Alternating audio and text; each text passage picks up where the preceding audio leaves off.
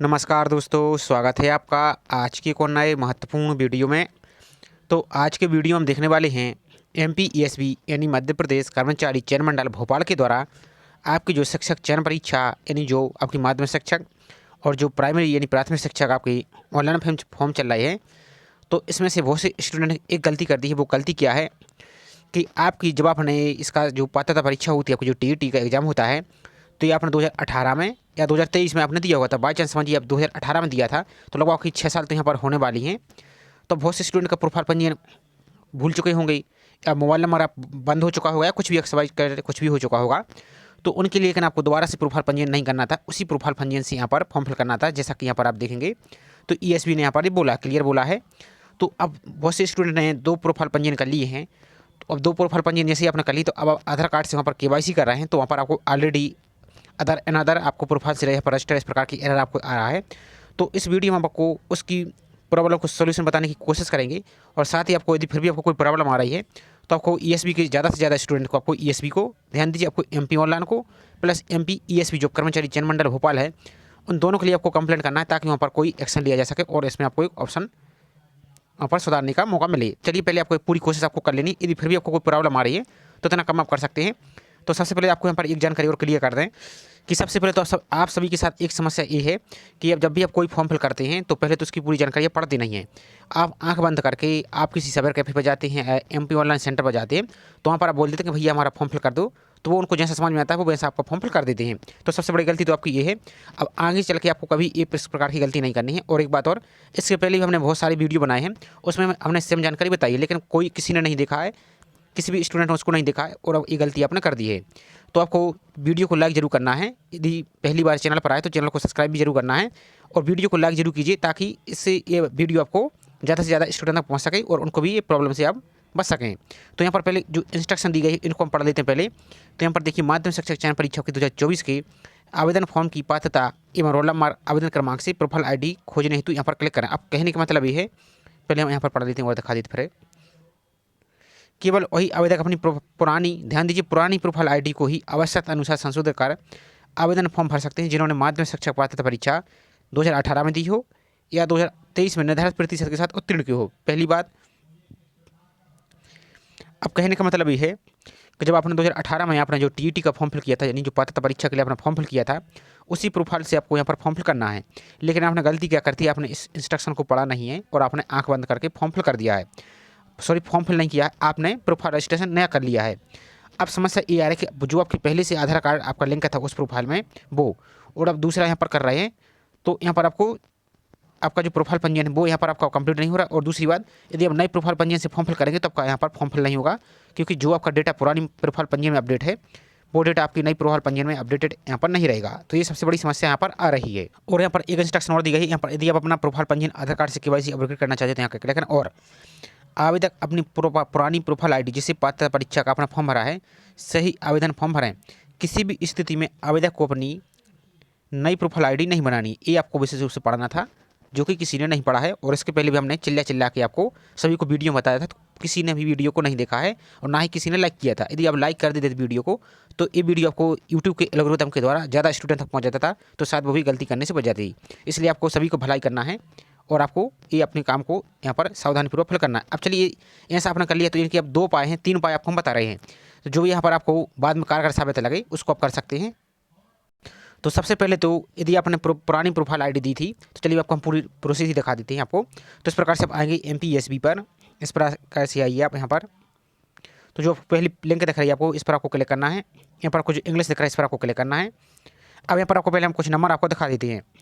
तो यहाँ पर आपको जो कॉन्टैक्ट नंबर, एक यहाँ पर कॉन्टैक्ट नंबर आपको यहाँ पर दिख रहा है ईएसबी का है, एक टोल फ्री नंबर यहाँ पर भी दिख रहा है, और आपको एक कंप्लेंट नंबर भी यहाँ पर दिख रहा है। तो यहाँ पर इनकी ईमेल आईडी भी दिख रही है। तो ये तो रही ईएसबी की। साथ ही यहाँ पर एमपी ऑनलाइन का भी दिखाएंगे, जहाँ से पोर्टल पर चला, इसको आप नोट कर लीजिए पहले। इसके बाद यहाँ पर आपको जो ऑनलाइन फॉर्म आपको दिख रहा है, इस पर यहाँ पर आपको क्लिक करना है। तो जैसे इस पर क्लिक करते हैं तो यहाँ पर आपको जो अप्लाई का ऑप्शन यहाँ पर दिख रहा है, तो जैसे इस पर आप क्लिक कीजिए, ध्यान से समझिए। यहाँ पर इसका इस टर्म एंड कंडीशन पर आपको यहाँ पर क्लिक करना है। अब इसके बाद आगे बढ़ा पर आपको क्लिक करना है। तो यहाँ पर जैसे आप आएंगे यहाँ पर, तो यहाँ पर आपको अपना प्रोफाइल पंजीयन फिल करते हैं। आप यहाँ पर अपनी डेट ऑफ बर्थ फिल करते हैं और आगे बढ़ा पर क्लिक करते हैं, तो आपका फॉर्म यहाँ पर ओपन हो जाएगा, जिसने ये पात्रता परीक्षा पास की। अब यहाँ पर एक ऑप्शन और दिख रहा है, यदि आप अपना पुराना प्रोफाइल जिससे आपने एग्जाम दिया था यदि आप भूल चुके हैं तो यहाँ पर आपको जो चेक योर एलिजिबिलिटी आपको दिख रहा है, इस पर आपको यहाँ पर क्लिक करना है। ध्यान से देखते जाइए जानकारी। यहाँ पर आप इसको क्लिक करेंगे तो यहाँ पर आप परीक्षा वर्ष देंगे, यहाँ पर आवेदन क्रमांक फिल करेंगे या रोल नंबर यहाँ पर फिल कर दीजिए यहाँ पर आपको, और यहाँ पर आगे बढ़ा पर क्लिक कीजिए तो यहाँ पर आपका चेक एलिजिबिलिटी आपका यहाँ पर ही आ जाएगा। इसको एक बार हम बैक आ जाते हैं। सेम ऑप्शन यहाँ पर अभी आपको दिख रहा है होम पेज पर, देखिए यहाँ पर आपको एक ऑप्शन यहाँ पर दिख रहा है। ध्यान से समझते हैं वीडियो को, इसका मत कीजिए तो यहाँ पर आपको समझ में आ जाएगा पूरी जानकारी की कहने का मतलब क्या है। तो यहाँ पर आएगा दूसरे वाले ऑप्शन दिख रहा है, इस पर आप क्लिक कीजिए तो यहाँ पर वही सेम ऑप्शन आपका यहाँ पर आपको पहले चेक कर लेना है। अब सबसे बड़ी समस्या आपकी क्या आ रही है वो यहाँ पर समझिए। आपने यहाँ पर जाकर दो प्रोफाइल आपने, एक तो आपका पहले का था तो वो तो आपको पता नहीं है, तो यहाँ पर आपको जाकर पहले उस पुराने वाले प्रोफाइल रजिस्ट्रेशन को यहाँ पर जो उम्मीदवार प्रोफाइलिंग दिख रहा है इस पर आपको पहले आपको उसको खोज लेना है। वो प्रोफाइल आपकी संख्या जो है यहाँ पर आपको प्रोफाइल यहाँ आपको दिख रहा है आवेदक का प्रोफाइल पंजीकरण प्राप्ति, इस पर आपको क्लिक करना है। ध्यान से समझते जाइए। तो यहाँ पर आपको जो रजिस्टर मोबाइल नंबर था वो मोबाइल नंबर यहाँ पर आपको फिल करना है जो उस वाली प्रोफाइल में आपका रजिस्टर था, पहली वाली प्रोफाइल में। यहाँ पर आपको जो कैप्चा दिख रहा है इस कैप्चा को यहाँ पर फिल करके आगे बढ़ाए पर आपको यहाँ पर क्लिक करना है। तो आपकी जो मोबाइल नंबर उस पर आपकी OTP के माध्यम से आपका पुराना प्रोफाइल रजिस्ट्रेशन यहाँ पर आ जाएगा। इतना काम आपको कर लेना है। दूसरा, अब बहुत से स्टूडेंट का यदि बाई चांस मोबाइल नंबर बंद हो चुका है तो आपको प्रोफाइल रजिस्ट्रेशन नंबर यदि आपके पास पता है आपके लिए तो उससे आपको यहाँ पर जो ऑप्शन आपको दिख रहा है प्रोफाइल पंजीयन से मोबाइल नंबर अपडेट या पासवर्ड प्राप्ति, इस वाले पर जाकर आपको पहले मोबाइल नंबर चेंज कर लेना है। ये तो रहा पुराने वालों का। अब जिसने नया कर दिया उनके लिए आपको क्या करना है, यदि आपने नया प्रोफाइल रजिस्ट्रेशन कर लिया है तो यदि आप KYC कर रहे हैं आधार कार्ड से, वहाँ पर जब आधार कार्ड से आप KYC कर रहे हैं तो वहाँ पर आपको यदि OTP में कोई प्रॉब्लम आ रही तो वहाँ से आप उस प्रोफाइल को छोड़ दीजिए। आपकी जो पुरानी वाली प्रोफाइल है उसको पहले यहाँ पर फाइंड कर लीजिए, यहाँ पर खोज लीजिए और उसकी KYC यहाँ पर कीजिए।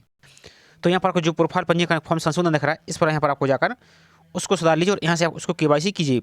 जो अभी आप नया कर रहे हैं यदि आपकी नई वाली प्रोफाइल आधार कार्ड से KYC नहीं हो रही तो बहुत अच्छी बात है, आपको उसको छोड़ देना है, वहीं पर छोड़ देना है।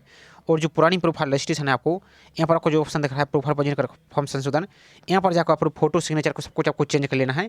अब प्रोफाइल रजिस्ट्रेशन कैसे अपडेट करना है तो इसका कंप्लीट वीडियो चैनल पर अपलोड है, उसकी लिंक हमने इसी वीडियो को डिस्कशन दी थी, उसको आप देखकर अपने फॉर्म को प्रोफाइल को संशोधन कर लीजिए, अपनी नई फोटो सिग्नेचर को अपलोड कर लीजिए।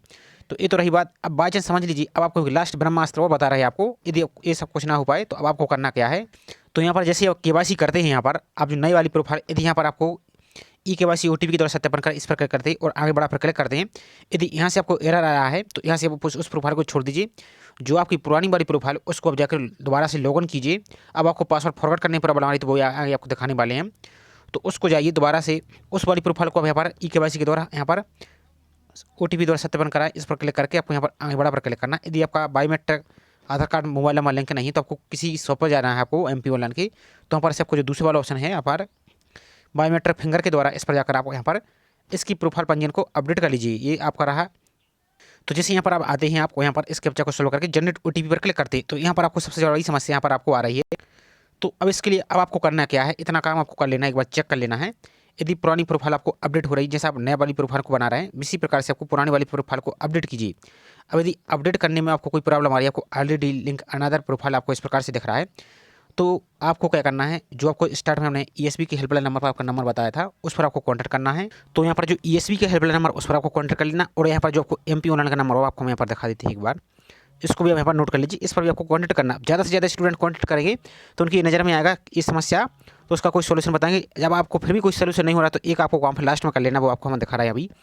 तो यहाँ पर आपको जो हेल्पलाइन नंबर दिया गया है, एक ये हेल्पलाइन नंबर आपका जो MP ऑनलाइन नंबर वाला है, इस पर आपको कॉन्टैक्ट कर लेना है। यहाँ पर आपको जो 75 के आगे आपको इस प्रकार से 0 लगा देना है, फिर आप पूरा नंबर डायल करेंगे तो यहाँ पर आपका ये कॉल यहाँ पर हो जाएगा और यहाँ पर आपको जो हेल्पलाइन email ID दी गई इस पर भी आप कॉन्टैक्ट कर सकते हैं।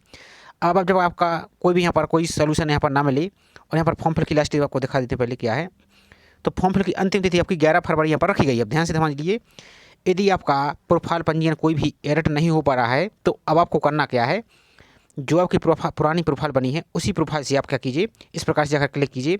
यहाँ पर जाकर अपनी पूरी प्रोफाइल को यहाँ पर आपको उसी प्रोफाइल से आप पहले फॉर्म को फिल कर दीजिए। जैसी फोटो लगी है, जो सिग्नेचर लगा आपको वैसे ही लगा रहने दीजिए। अब कुछ समय बाद आपका यहाँ पर फॉर्म करेक्शन की लिंक यहाँ पर ओपन होगी। यहाँ पर आपकी फॉर्म करेक्शन की यहाँ पर कुछ समय बाद आपकी यहाँ पर दोबारा से लिंक ओपन हो गई, तो उस टाइम जाकर अपने प्रोफाइल को आप फोटो को सिग्नेचर को एडिट कर लीजिए, नहीं तो आप फॉर्म भी फिल नहीं कर पाएंगे। आप देख सकते हैं यहाँ पर 11 तारीख यहाँ पर लास्ट डेट रखी गई है।